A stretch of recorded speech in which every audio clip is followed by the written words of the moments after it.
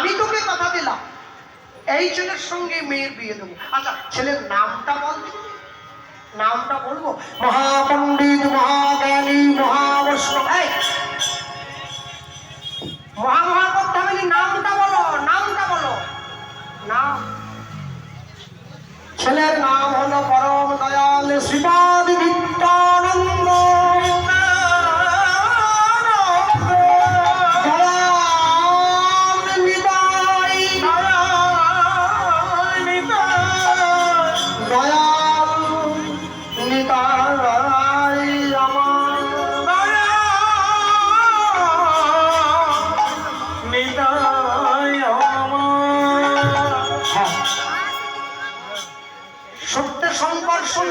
লক্ষণ দাপরে বলরাম কলিতে নিত্যানন্দ।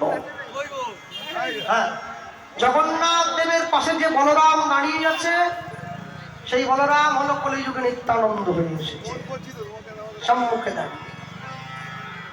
আর সেই হৃদয়টাদের কথা আপনারা বসে শুনছেন, ভক্তমন্ডলী, ভক্তিমতী মায়েরা। যেই হৃদয়টাদের নামটা বলেছে সূর্যদাস পণ্ডিত উঠে দাঁড়িয়ে উদ্ধারণ দত্তের হাতটা ধরে নিয়েছে। কোথায়? ছেলে কি সঙ্গে এসেছে? ছেলে, হ্যাঁ এনেছি। কোথায়? বাইরে দাঁড়িয়ে আছে।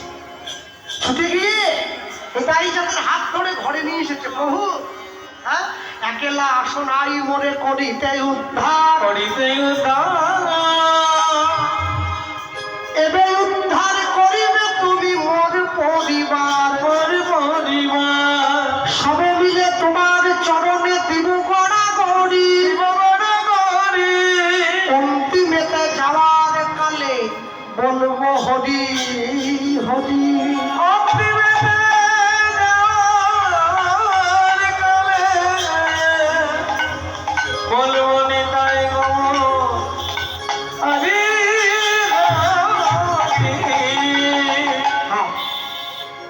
হাত ধরে নিতাই চাঁদকে ঘরে নিয়ে গেছে। আসতে, আমার মেয়ের অনেক সৌভাগ্য, তোমায় পাবে নিজের স্বামী হিসাবে। মনে রাখবেন, যে সমস্ত মায়েরা বসে আছে, হ্যাঁ, একই সিঁদুর সবাই পরে, কপাল গুনে চকচক করে। সিঁদুর কিন্তু একই, যেটা আপনি পরেছেন সেটা পাশের বাড়ির মাও পরেছে, কিন্তু প্রত্যেকের কপাল কিন্তু এক নয়। হ্যাঁ, চিরদিন কাহারও সমান নহি যায়, আজকে যে রাজা ধীরাজ কাল সে ভিক্ষা চায়। ভক্তমন্ডলী, ভক্তিমতী মায়ের কেন কথাটা বললাম? সবসময় মনে রাখবেন, জুতো যদি সোনারও হয় ওটা পায়েই পরা হয়, ওটা যদি 1 কোটি টাকা দাম হয় ওটা পায়ে পরতে হয়। সিঁদুর যদি 1 টাকা হয় ওটা কপালেই পরতে হয়। মদ যদি 1 লক্ষ টাকাও দাম হয় ওটা বাঁশবনে গিয়েই খেতে হয়। দুধ যদি 10 টাকা কিলো হয় ওটা সবার সঙ্গে বসে খাওয়া যায়। হরি বল, হরি বল। এটাই হচ্ছে মদের সঙ্গে দুধের তফাৎ। খারাপটা যতই চকচক করুক, ভালোটাকে কোনদিন ছাপিয়ে যেতে পারবে না। ভালোটা ভালোই থাকে, খারাপটা সারা জীবন খারাপই থাকবে। কেন? শাল গাছে আর সেগুন গাছে দেখো ভাই কিছু প্রভেদ আছে। একই মাটিতে জন্ম বটে, কর্ম কিন্তু দুরকম। আরে একই তো ব্যাপার, ব্যাপারটা একই। তাহলে আমি নিজের ভাগ্য গুণে নয়, নিজের কর্ম গুণে আমি অর্জন করেছি। যে ভালো কর্ম করেছে সে ভালো ফল পাবে, যে খারাপ কর্ম করেছে সে খারাপ ফল পাবে। হাত ধরে কাছে বসিয়েছে, নিতাই চাঁদকে কাছে বসিয়ে সূর্যদাস পণ্ডিত হাত জোড়ো করে প্রশ্ন করছে, জানো তো প্রভু, আমার মেয়ের অনেক বড় সৌভাগ্য, তাই সে আজকে তোমায় নিজের স্বামী হিসাবে পাবে। ভালো স্ত্রী পাওয়াটা স্বামীর যেমন সৌভাগ্যের ব্যাপার, ঠিক তেমনি ভালো স্বামী পাওয়াটাও মেয়েদের অনেক সৌভাগ্যের ব্যাপার। এর জন্যে ভগবানকে অনেক নয়নের জল দিতে হয়, ভগবানের কাছে অনেক নিবেদন করতে হয় যে আমি যেন আমার মনের মতো স্বামী পেতে পারি। কেন বলুন তো? সবসময়ের জন্য মনে রাখবেন, আপনারা যারা বসে আছেন আপনারা চাইলেই আপনাদের বাড়ির ছেলে মেয়েদেরকে ডাক্তার, ইঞ্জিনিয়ার, উকিল, ব্যারিস্টার তৈরি করতে পারবেন, কিন্তু চাইলেই ভক্ত তৈরি করতে পারবেন না।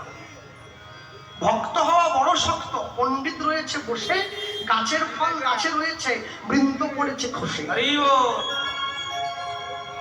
হ্যাঁ, চাইলেই ভক্ত করা যায় না। ভক্ত করতে গেলে তার জন্য অনেক পরিশ্রম করতে হয়। যদি বলেন কেন? আমি ছোটকাল থেকে আশ্রমে থেকে পড়াশুনো করেছি। তা আমাদের আশ্রম থেকে ভিক্ষা করতে পাঠানো হতো লোকের বাড়ি বাড়ি মাসে একদিন। কেন জানেন? ভিক্ষা করলে অহংকার দূরে যায়। আমরা ভিক্ষা করতে যেতাম। তা ভিক্ষা করতে আমাদের স্বামীজিরা একবার আমাদের নবদ্বীপে নিয়ে গিয়েছিল। নবদ্বীপে প্রত্যেকটি বাড়িতে বাড়িতে ঘুরে আমরা ভিক্ষা করছি। আমি দেখছি সকালবেলায় উঠে এক বয়স্ক দাদু এক মুঠো চাল নিয়ে মাটিতে ছড়িয়ে দিয়েছে, আর বাড়ির নাতি নাতনি বৌমা ছেলে মেয়ে ভোরবেলা থেকে উঠে একটা করে চালের দানা কুড়োচ্ছে আর মুখে বলছে হরে কৃষ্ণ কৃষ্ণ কৃষ্ণ হরে হরে, হরে রাম রাম রাম হরে হরে বলে চালের দানাটা একটা কাপের মধ্যে রাখছে।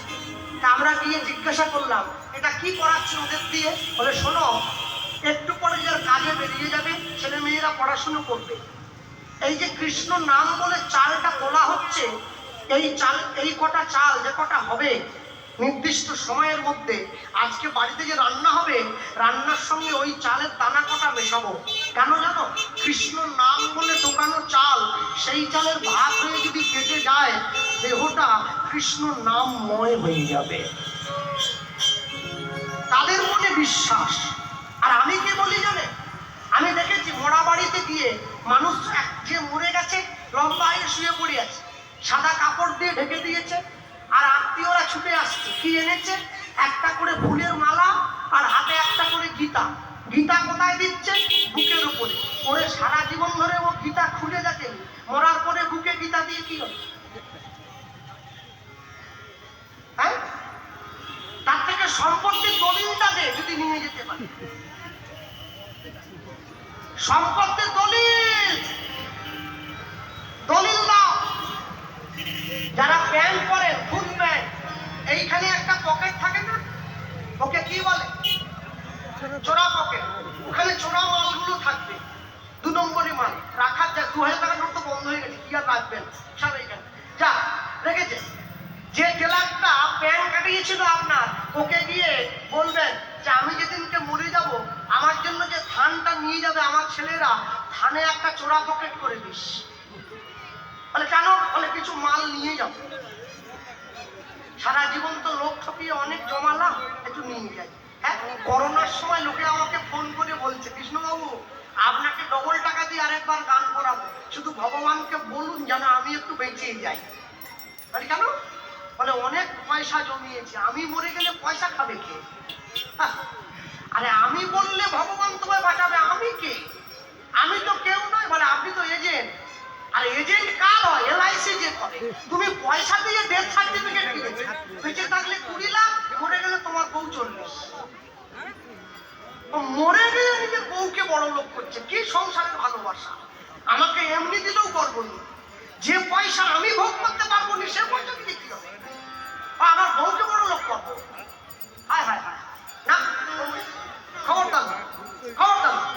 মনে রাখবে, মানুষ চাইছে অনেক, কিন্তু পশুবৃত্তি মানব জাতি করে গো পালন।